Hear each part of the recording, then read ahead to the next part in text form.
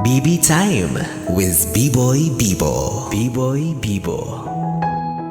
Bibi, libo-libo ang tao sa mundo at isa ka sa mga naniniwala na may isang taong nakalaan para sa'yo. Yung iibigin ng todo, mamahalin ka ng totoo. Pero sa pagkakataong ito, napunta ka sa sitwasyon na ikaw ay medyo nalilito. Dahil sa pulutong ng libo-libong tao sa mundo, yung inaakala mong isang tao lang ang darating sa'yo, sa hindi inaasahang pagkakataon, 2 puso ang nabihag mo. May 2 puso ang nagtutunggalian upang maipanalo ang puso mong dahilan ng kanilang laban. Litong-lito ka na kung sino nga ba ang karapat-dapat sa kanila. Kasi naninindigan ka sa iyong tamang paniniwala na dapat isa lang at hindi pwedeng 2. Pero tila ang bawat isa sa kanila ay kinakikitaan mo ng potensyal. Dahil sa pakiwari mo, ay pareho silang tapat kung magmahal. Pareho mo silang tipo. Pareha silang may pag-asa sa puso mo.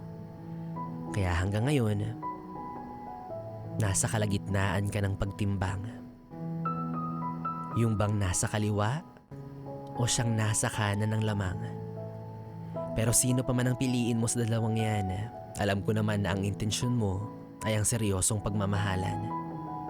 Kaya kahit pa alam mong may isang masasaktan, kakailanganin mong ipagtapat sa kanya na hindi siya ang magwawagi sa laban.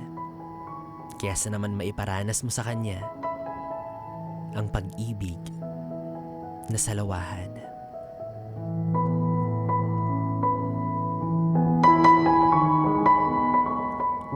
Hay nako, kaya kung ako sa'yo, kung litong-lito pa rin talaga ang puso mo at sino sa kanilang 2 ang pipiliin mo, piliin mo na lang yung mas maraming laman ang pitaka.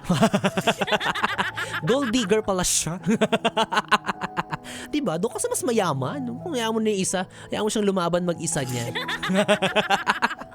Yes, pre, na B-Boy Bibo pa rin ang iyong kapiling para sa ating tuloy-tuloy na BB Time hanggang mamayang alas 12 dito sa 101.1. Yes, FM. Solid. Oras natin, 10:38.